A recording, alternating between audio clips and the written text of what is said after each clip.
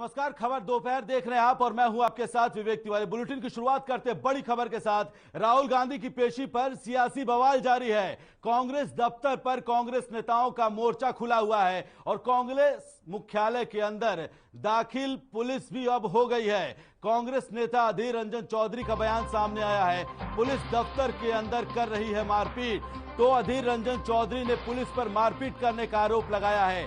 राहुल गांधी की पेशी पर सियासी बवाल मचा हुआ है। लगातार तीसरे दिन भी राहुल गांधी से ईडी की पूछताछ हो रही है। अब ऐसे में कांग्रेस नेता अधीर रंजन चौधरी का बड़ा बयान सामने आया है। अधीर रंजन चौधरी ने कहा है कि दिल्ली पुलिस मारपीट कर रही है।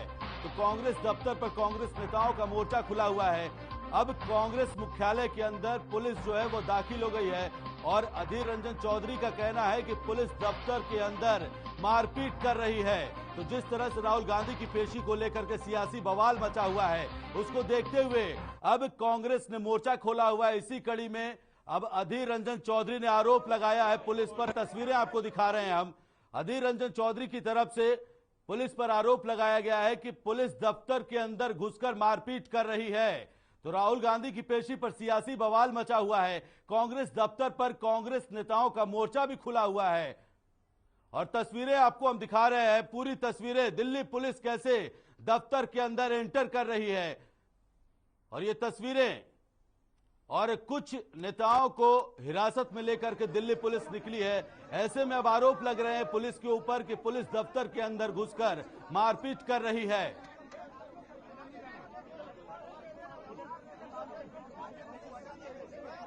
दिल्ली से तस्वीरें आप तक हम पहुंचा रहे हैं जहां राहुल गांधी की पेशी को लेकर के सियासी बवाल मचा हुआ है। लगातार कांग्रेस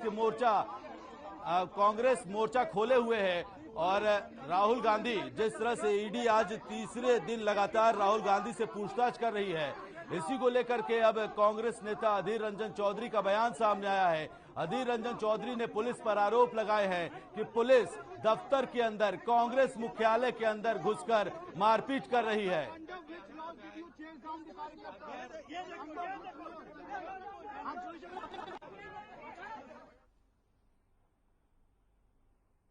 और इसी खबर पर ज्यादा बातचीत के लिए हमारे संवाददाता रवि चंदेल हमारे साथ लाइव जुड़ रहे हैं। रवि, जिस तरह से आज ईडी तीसरे दिन लगातार राहुल गांधी से पूछताछ कर रही है और कांग्रेस सड़क पर उतरकर हो हंगामा मचा रही है, अब ऐसे में अधीर रंजन चौधरी ने भी आरोप लगा दिया है कि पुलिस उनके साथ मारपीट कर रही है। देखिए विवेक, निश्चित तौर पर जिस तरीके से कांग्रेस द्वारा जो विरोध प्रदर्शन किया जा रहा है केंद्र की मोदी सरकार के खिलाफ और लगातार जो है उनके ऊपर लांछन लगाए जा रहे हैं कि मोदी सरकार जो है वो इस पूरे मामले को लेकर ईडी और संवैधानिक संस्थाओं का जो है वो दुरुपयोग कर रही है, तो उसको लेकर जो है कांग्रेस हर स्तर पर जो है वो विरोध प्रदर्शन करती है। इसी कड़ी में दिल्ली के कार्यालय में जिस तरीके से कांग्रेस इकट्ठे हुए, तो वहां पर भी हालात को मद्देनजर रखते हुए पुलिस द्वारा वहां पर जो है वो पहुंचा गया और साथ ही साथ जिस तरीके से जो आरोप लगाए जा रहे हैं कांग्रेस के वरिष्ठ नेता अधीर रंजन चौधरी द्वारा, तो इस पूरे मामले में जिस तरीके की तस्वीरें भी सामने आ रही, तो कहीं ना कहीं दोनों ही पक्षों की तरफ से जो है वो एग्रेसिव नेचर जो है वो अपनाया गया, जिस वजह से जो है पुलिस को जो है वो सख्ती बरतनी पड़ी। देखना दिलचस्प होगा कि आखिरकार जो आज तीसरा दिन है, अगर हम हराज केस की बात करें, तीसरे दिन की पूछताछ में राहुल गांधी से क्या कुछ बातें जो है वो निकलकर सामने आ पाती हैं। हालांकि कल की अगर हम बात करें तो कल जो ईडी के सामने उनके बयान थे, तो उन बयानों और जो पूर्व में दिए गए बयान थे उनमें जो है समन्वय नहीं बैठा, जिस वजह से उन्हें कागजात साथ लेकर आने के लिए कहा गया। देखना होगा कि आखिरकार कब तक जो है ये पूछताछ राहुल गांधी के साथ जो है वो जारी रहती है। तो दूसरी ओर जिस तरीके से रणदीप सुरजेवाला ने बयान दिया, उन्होंने कहा कि कल पूरे समूचे देश के अंदर जो है कांग्रेस राजभवन और सभी जिला मुख्यालयों पर जो है वो धरना प्रदर्शन करेगी। और देखना दिलचस्प होगा कि आखिरकार ईडी द्वारा ये पूछताछ जो है इसके क्या निर्णायक नतीजे जो है वो निकलकर सामने आते हैं। जी ठीक है रवि, आप लगातार ग्राउंड स्तर पर बने हुए हैं। जिस तरह से ईडी लगातार पूछताछ कर रही है, ऐसे में अगर पूछताछ चल रही है, मनी लॉन्ड्रिंग का केस लग रहा है, इस तरह की बातें अगर निकल सामने आ रही है, अगर राहुल गांधी से पूछताछ हो रही है, तो ईडी के पूछताछ के बाद क्या लगातार राहुल गांधी भी अब पूछताछ से बौखला रहे हैं, लेकिन जमीनी स्तर पर लोग किस तरह की बातचीत कर रहे हैं? क्या राहुल गांधी के साथ पूछताछ सही है या फिर जिस तरह से कांग्रेस कार्यकर्ता सड़क पर उतरकर प्रदर्शन कर रहे हैं वो कितना सही है?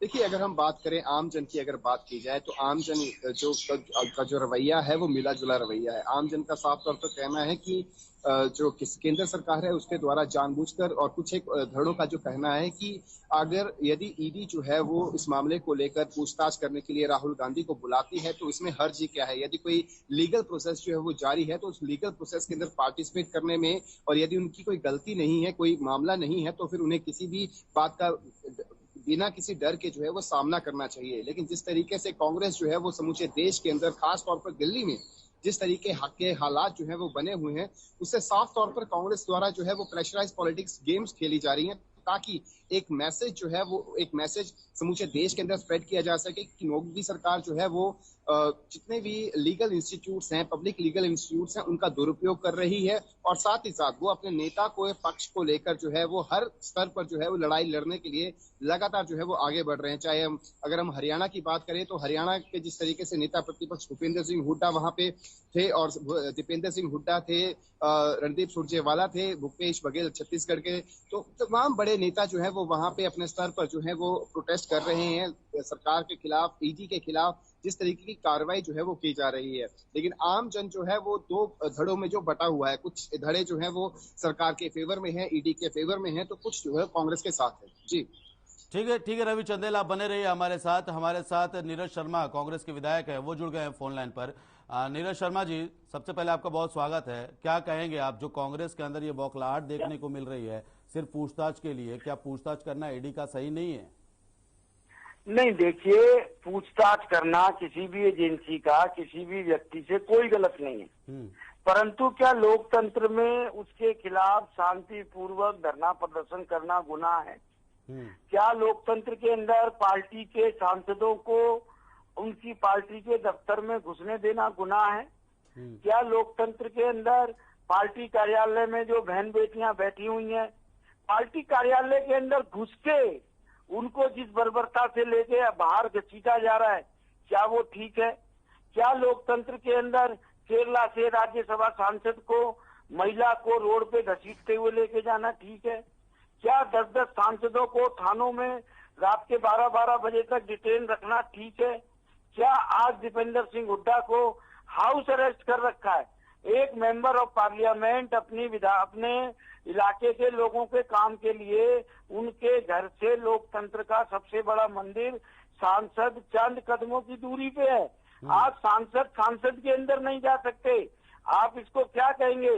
और छोड़िए साहब, कल रात को हम लोग खाना खा के टहलने के लिए निकले, हमें इंडिया गेट पे जाने नहीं दिया गया।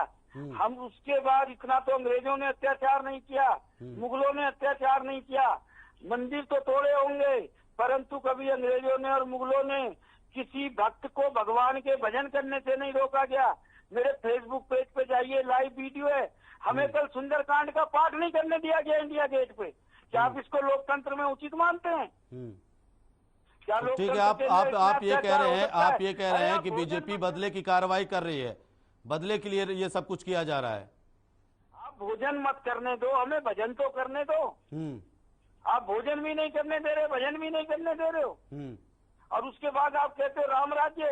क्या राम राज्य में सुंदरकांड पढ़ना एक मुझ जैसे राम कथावाचक व्यक्ति के लिए, जो विधायक होने के साथ श्री राम प्रभु की कथा करता है, जिसका गुनाह सिर्फ इतना है कि वो कांग्रेस पार्टी का विधायक है, उसको आपने सुंदरकांड पढ़ने से रोक दिया, उसको अपने हनुमान चालीसा पढ़ने से रोक दिया? नहीं, बात अभी नीरज शर्मा जी, बात राहुल गांधी से जो ईडी की पूछताछ चल रही है उसको लेकर के है।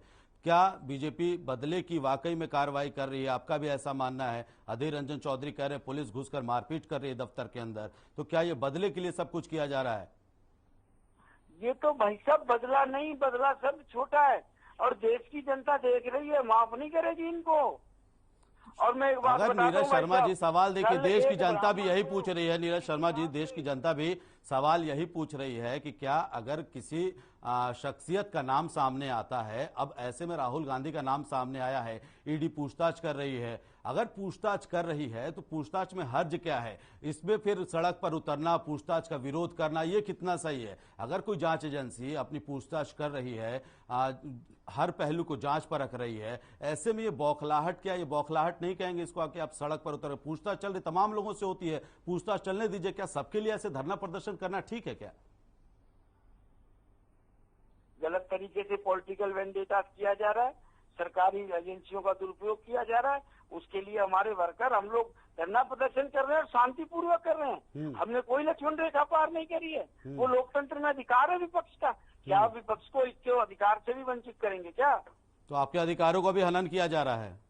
मैं कह रहा हूँ साहब, भोजन छोड़ो, भजन नहीं करने दिया जा रहा। ठीक है, भोजन छोड़ो, भजन नहीं करने दिया जा रहा। ठीक है, तो आगे पूछताछ होनी चाहिए।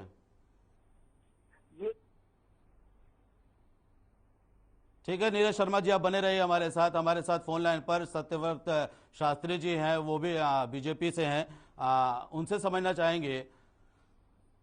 शास्त्री जी, अभी अभी नीरज शर्मा जी ने साफ तौर पर कहा है कि आप उनको भोजन छोड़िए, भजन तक नहीं करने दे रहे हैं और लोकतंत्र में उनका अधिकार है कि वो शांतिपूर्ण तरीके से धरना प्रदर्शन कर सकें। तो क्या बीजेपी अब इस पे उतारू हो गई है कि अब किसी को भजन भी नहीं करने दिया जाएगा? यहां तक कि उन्होंने अंग्रेजों के काल का और मुगलों के काल का भी जिक्र कर दिया कि उससे भी ज्यादा तानाशाही सरकार अभी हो गई। क्या कहेंगे आप? नीरज जी, जो फरीदाबाद से विधायक हैं, क्या वही होंगे? जी बिल्कुल बिल्कुल। जी नीरज जी, आपका स्वागत है। और आपको जहां भजन करने की आवश्यकता है, आपको कोई पाबंदी नहीं डालेगा। लेकिन भजन की आग में आप कल रात का मेरे फेसबुक पेज पे वीडियो देख लीजिएगा, दिल्ली पुलिस किस तरीके से हमें उठा के लेके गई है, लाइव वीडियो है। हाँ, मैं कह रहा हूँ कि भजन करने की जगह या तो घरों में होती है या मंदिरों में होती है। नहीं साहब, ये जो में कहीं नहीं लिखा, के बीच में भजन करने की प्रक्रिया जो चली है, शुरू की है, प्रभु का नाम आप कहीं भी ले सकते हैं, लोकतंत्र के लिए शर्मनाक जगह है। और प्रभु का नाम लेने के लिए ठीक है नीरज शर्मा जी, आप प्रभु का नाम लेने के लिए कोई जगह निश्चित नहीं है। प्रभु का नाम आपका जहाँ मन करे आप ले सकते हैं, प्रभु का नाम आप कहीं भी ले सकते हैं। प्रभु के नाम, ठीक है, जवाब देने दीजिए नीरज शर्मा जी को, जवाब देने दीजिए। नाम आप कहीं भी ले सकते हैं। वो जेल में भी लिया जा सकता है नीरज जी, वो जेल में भी लिया जा सकता है और खेत में भी लिया जा सकता है। वो भोजन करते समय भी लिया जा सकता है और वो दो लोगों की बातचीत के बीच भी लिया जा सकता है। इसके लिए कोई समय तय नहीं है। और आप यदि अपना कोई विशेष समय तय करते हैं कि मैं उसी समय भजन करता हूँ, तो मुझे लगता है कि ये आपको उसकी जानकारी नहीं है। क्योंकि भारतीय परंपरा में दो समय ही भजन किया जाता है। संध्या काल कहते हैं उसको, आपकी जानकारी, संध्या यंते प्रब्रह्म सा संध्या, संधि काल के अंदर ही संध्या होती है। प्रातः काल और रात्रि और प्रातः काल, दिन, इसके बीच में जो संधि काल होता है वही भजन काल होता है। और एकांत में शांत चित्त में हनुमान चालीसा में लिखा है, भूत पिशाच निकट नहीं आवे, महावीर जब नाम सुनावे। और आप सबको पता है, यदि आपको भजन करते हुए आपके घर से उठाया है, भजन करते हुए आपके मंदिर से उठाया है, तो हम उस पर प्रशासन से बात करेंगे। लेकिन यदि आप रोड को घेर कर भजन की बात करेंगे और भजन की बजाय आप अपने इष्ट देव, आराध्य देव राहुल गांधी की आरती उतारेंगे, तो न तो प्रशासन अनुमति देगा न ये देश अनुमति देगा। हनुमान जी का नाम रात को नहीं लेना चाहिए। क्या आप सहमत हैं कि हनुमान जी की अर्चना रात को नहीं करना चाहिए? फिर गोस्वामी तुलसीदास जी ने हनुमान चालीसा में क्यों लिखा, भूत पिशाच निकट नहीं आवे। आप सुनिए, एक बार धैर्य रखिए नीरज जी, धैर्य रखिए, सुनिए एक बार, इनको बंद करें। मैं अपनी परिभाषा नहीं दे रहा, मैं शास्त्रोक्त बात कह रहा हूं। ठीक है नीरज शर्मा जी और शास्त्री जी, मेरा अगला सवाल आपसे यही है कि क्या बीजेपी वाकई में तानाशाही कर रही है? अगर ईडी पूछताछ कर रही है तो क्या ये बीजेपी की तानाशाही है? और आप सबको पता है कैसी बुरी ताकतें, दुष्टाकतें करना और तानाशाही करना, ये दोनों चीजें अलग अलग होती हैं। तानाशाही तो आपको याद करना पड़ेगा श्रीमती इंदिरा गांधी जी के कार्यकाल को, जब वो कहती थी India is Indira, Indira is India, वो थी तानाशाही। रात के 12 बजे देश में इमरजेंसी लगी थी। देश के तमाम राजनीतिक दल के लोग अंडरग्राउंड हो गए थे और जेलों में ठोस दिया था। और न केवल जेलों में 2-2 साल तक रखा, बल्कि जितनी यातनाएं अमानवीय यातनाएं दी जा सकती थी उस इमरजेंसी के काल में दी थी। उसको कहते हैं तानाशाही। आज जो उस समय को फिर याद करना चाहते हैं और Rahul is India, India is Rahul कहना चाहते हैं, तो नीरज जी मैं आपको सलाह देता हूं कि भजन के करो ईश्वर का, लेकिन जो आपने नए नए आराध्य देव हैं जो राहुल देव, वो न तो जनता स्वीकार करती, न ये शासन प्रशासन स्वीकार करेगा, न देश का कानून स्वीकार करेगा कि आप राहुल की स्तुति के लिए रोड पर बैठकर उनके नाम का कोई 40सा पढ़ेंगे। इसलिए हनुमान 40सा पढ़ना है या आपको भजन कीर्तन करने हैं तो उसके लिए समय और स्थान निश्चित होता है। आम व्यक्ति के और पुलिस के साये में करने की आवश्यकता नहीं है। ठीक है शास्त्री जी,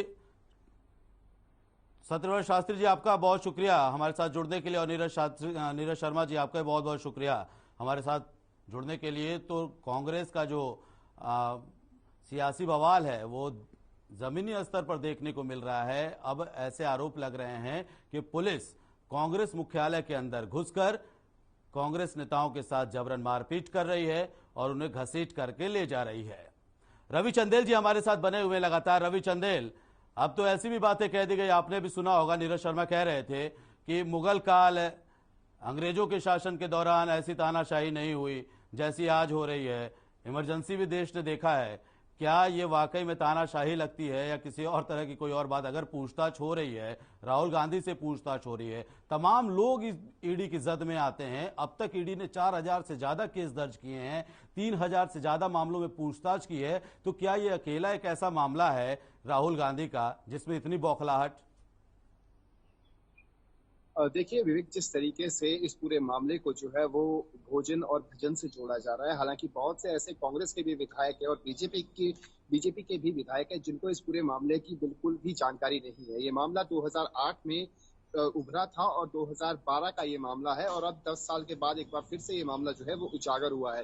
कोई भी विधायक जो है वो इस मामले की जानकारी के बिना जो है वो अपने अपने स्तर पर मामले को घुमाने की जो तमाम कोशिशें हैं वो की जा रही है। भजन और भोजन से इन्हें जोड़ा जा रहा है। हालांकि ये मामला जो है एक लीगल प्रोसेस के तहत ये मामला है कि ईडी द्वारा पूछताछ के लिए कांग्रेस के वरिष्ठ नेता राहुल गांधी को बुलाया जाता है। तो उनके साथ जो पूछताछ है, उस पूरी पूछताछ के बाद जो है जो निर्णायक फैसले होंगे, जो भी फैक्ट्स और फिगर्स जो ईडी के हाथ लगेंगे उसके आधार पर जो है वो फैसला लिया जाएगा। लेकिन अगर हम बात करें कांग्रेस की, तो कांग्रेस को ये बात हजम नहीं हो रही कि उनके वरिष्ठ नेता को ईडी जो है वो पूछताछ के लिए बार बार बुला रही है। हालांकि 2015 और 2016 की अगर हम बात करें तो उस टाइम भी जो है राहुल गांधी को जमानत दी गई थी, तो इस पूरे मामले को खारिज नहीं किया गया था। और ये मामला 2012 में आया था जब मोदी सरकार जो है वो सत्ता में नहीं आई थी। तो ऐसे में जबरन जो है इस मामले को अलग दिशा जो है वो दी जा रही है। तो दूसरी ओर अगर हम बीजेपी की बात करें तो बीजेपी के भी ऐसे बहुत से विधायक हैं, मंत्री हैं जिनको मामले की जानकारी नहीं है।